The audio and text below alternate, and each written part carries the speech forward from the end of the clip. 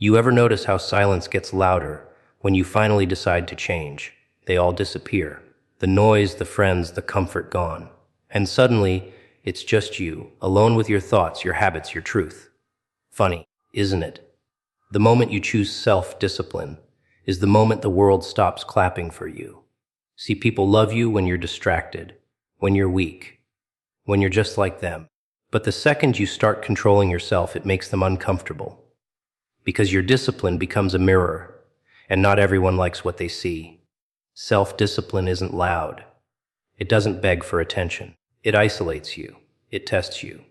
It breaks you in silence before it rebuilds you into something unrecognizable. And that's the joke, isn't it?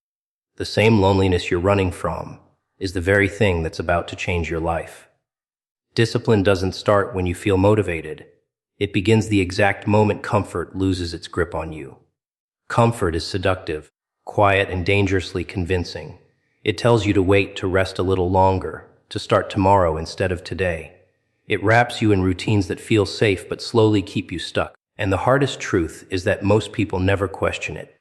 They live inside comfort so long that it starts to feel like progress, even when nothing is actually changing. The moment you step out of that comfort, everything shifts. Your mind resists, your body complains.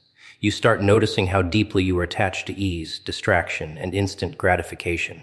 Discipline doesn't feel powerful at first. It feels uncomfortable, unnatural, even painful. You're forcing yourself to do things you avoided for so long. You're saying no to habits that once defined your daily life. And that friction, that resistance, that's where discipline is being built. Comfort always offers you a way out. It whispers excuses in the form of logic. You deserve a break. You've done enough. It's not that serious. And if you listen closely, you realize those thoughts don't come from strength. They come from fear. Fear of change, fear of failure, fear of facing what you've been avoiding. Discipline is the decision to ignore that voice, even when it sounds convincing. It's choosing action over ease, growth over familiarity.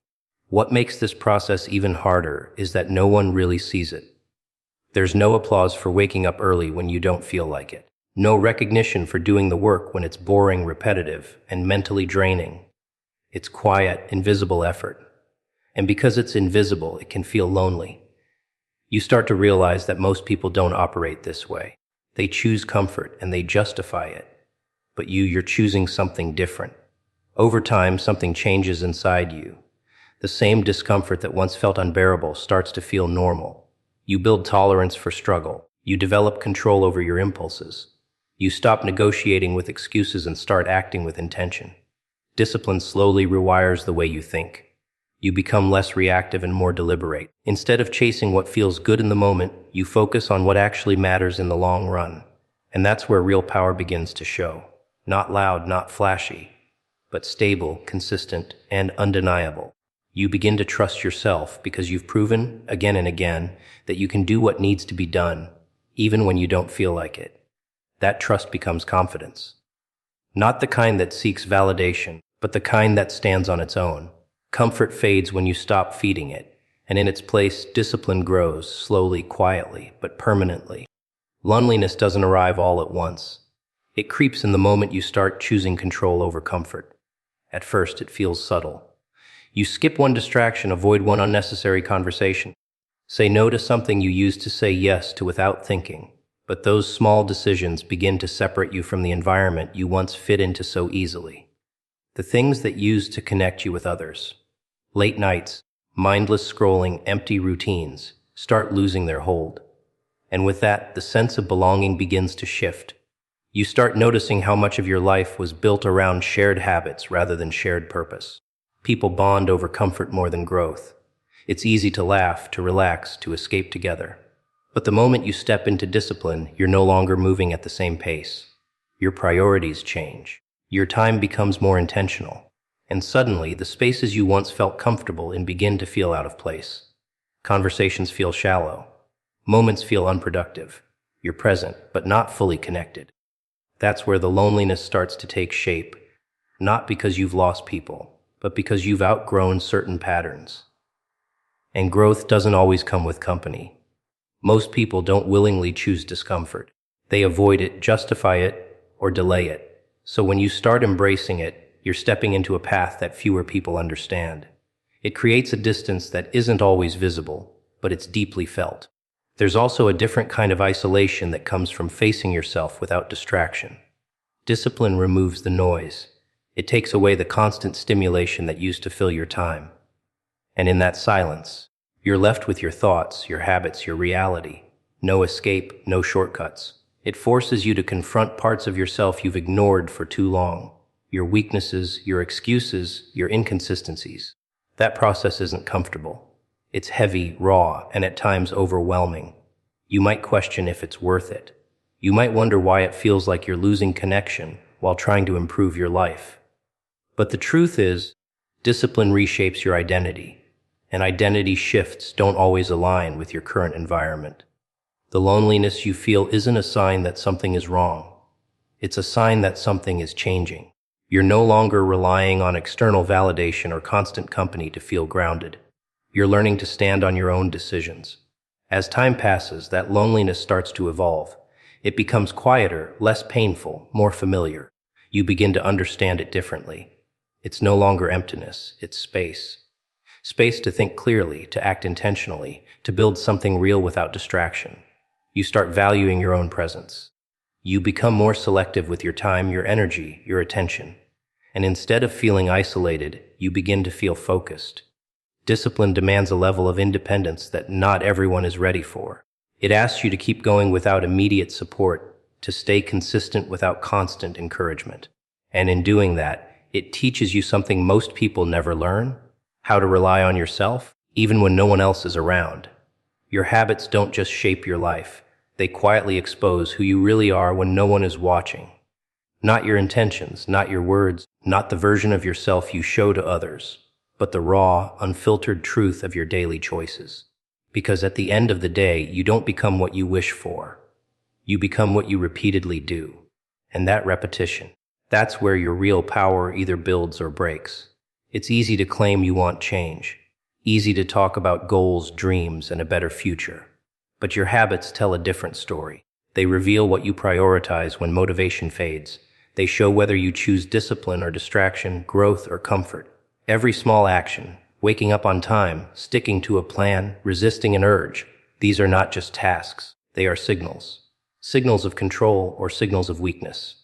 Most people underestimate how much power is hidden inside routine. They think big results come from big actions. But it's the small, consistent behaviors that slowly shape your identity. One decision doesn't define you, but repeated decisions do. Skip the work once, it feels harmless. Do it again and again, it becomes a pattern. And before you realize it, that pattern becomes who you are. The uncomfortable part is realizing that your current life is a reflection of those patterns. Not luck, not circumstances alone, but habits you've allowed to repeat without question. And once you see that clearly, you can't ignore it anymore. You either take control of your habits or accept the version of yourself they're creating. Discipline steps in right at that point of awareness. It forces you to break automatic behavior. It demands that you act with intention instead of impulse. And that's where your true power starts to show, not in dramatic moments, but in quiet decisions that no one else sees. Saying no when it's easier to say yes, showing up when you'd rather disappear, staying consistent when results aren't visible yet. At first, it feels like you're fighting yourself, because in a way you are. You're challenging patterns that have been running your life for years. You're interrupting comfort, resisting urges, and pushing through resistance that feels deeply rooted. But every time you win that internal battle, even in the smallest way, you gain something most people lack: control. Control over your time, control over your energy, control over your direction. And that control compounds. Slowly, your habits start aligning with the person you're trying to become. You stop acting randomly and start moving with purpose. You build momentum, not from motivation, but from consistency. And then something shifts. You don't have to force discipline as much anymore. It becomes part of you. Your habits stop feeling like effort and start feeling like identity. You no longer rely on mood or emotion to guide your actions. You rely on structure, on decisions you've already made for yourself. That's when your habits stop exposing weakness and start revealing strength. Quiet, steady, undeniable strength that doesn't need validation. because it's proven every single day through action. Noise is everywhere. It fills your day before you even realize it. Notifications, opinions, endless content, constant talking. It gives you something to react to, something to consume, something to escape into. And the dangerous part is that it feels productive. It feels like you're engaged, like you're moving, like you're part of something. But most of the time, that noise is just distraction wearing a convincing mask. It keeps your mind occupied while quietly draining your focus, your clarity, and your control. Silence works differently. It doesn't entertain you. It doesn't pull your attention in 100 directions. It forces you to sit with yourself, your thoughts, your goals, your reality without filters. And that's uncomfortable. Because when the noise fades, there's nothing left to hide behind. You begin to notice the gaps between where you are and where you said you wanted to be. You see the patterns you've been ignoring. You feel the weight of time you've wasted. Silence exposes everything that noise helps you avoid. That's why most people run from it. They keep something playing in the background, keep scrolling, keep talking, keep filling every empty moment. Because silence demands awareness, and awareness demands change. But discipline grows in that quiet space. It needs room to think clearly, to act intentionally, to focus without interruption. Without silence, your mind stays reactive. With silence, it becomes deliberate. When you start embracing silence, your perspective begins to shift. You stop reacting instantly to every thought or impulse. You give yourself a pause, a gap between feeling and action. And inside that gap is control. Instead of being pulled by every distraction, you start choosing your response. That choice might seem small, but it's powerful. It's the difference between living automatically and living intentionally. Silence also builds depth. In a world where everything is fast and loud, depth is rare. Most people skim through life, jumping from one thing to another without fully committing to anything. But when you remove the noise, you're able to focus longer, think deeper, and work with more precision. You're not rushing to the next thing. You're fully present in what matters. And that presence improves everything you do, even if no one else sees it immediately. Noise, on the other hand, creates a false sense of progress. It gives you information without transformation. You can watch, listen, and learn all day. But if your mind is constantly distracted, none of it sticks. It becomes surface, level knowledge without real application. Silence changes that. It gives your mind the space to process, to connect ideas, to turn knowledge into action. That's where real growth happens, not in the noise, but in the stillness that follows it. Over time, silence becomes less uncomfortable and more necessary. You start protecting it. You become more selective about what you allow into your mind. You don't feel the need to respond to everything or engage with every distraction. Your focus sharpens. Your thoughts become clearer, and your actions become more aligned with your goals. Noise will always be there, trying to pull you back into old patterns. But silence gives you something stronger: control, clarity, and the ability to build something real without constant interference. Control doesn't appear all at once. It begins in small, almost invisible moments, the split second between an urge and a decision. Most people never notice that gap.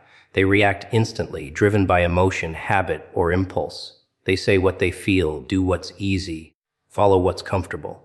And over time, that lack of control doesn't just affect one area of life, it spreads. It shapes their routines, their mindset, their results. Until one day, they realize they're not really in charge of their direction. They're just responding to whatever pulls them the strongest.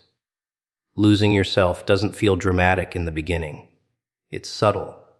It looks like procrastination, like giving in, just this once, like avoiding discomfort because it feels too heavy. You tell yourself it's temporary, that you'll fix it later, that you'll be more disciplined tomorrow. But tomorrow keeps moving, and those small compromises start stacking up. What once felt like a choice slowly becomes a pattern, and that pattern becomes your identity. You stop deciding who you are, and start becoming whatever your habits allow. The dangerous part is how normal it starts to feel. You get used to distractions. You get comfortable with inconsistency. You lower your standards without even realizing it. And because there's no immediate consequence, you think everything is fine. But beneath the surface, something is slipping. Your focus, your discipline, your sense of direction. You begin to drift, not because you want to, but because you never stopped yourself from drifting in the first place. Control changes that trajectory. It forces you to pause before acting. It demands awareness of what you're doing and why you're doing it. Instead of moving automatically, you start making conscious decisions. And those decisions are rarely easy. Choosing discipline means going against your immediate feelings. It means doing what's necessary instead of what's comfortable. It means saying no to things that once defined your routine. At first, it feels like resistance. You feel the pull of old habits, the urge to fall back into familiar patterns. But every time you resist, even in the smallest way, you reclaim a piece of control. You prove to yourself that you're not controlled by impulse, that you can decide your actions, even when it's difficult. And that proof builds something powerful: self-trust. Self-trust is what keeps you steady when motivation disappears. It's the confidence that you'll follow through, not because you feel like it, but because you've trained yourself to. And that consistency starts to reshape your life.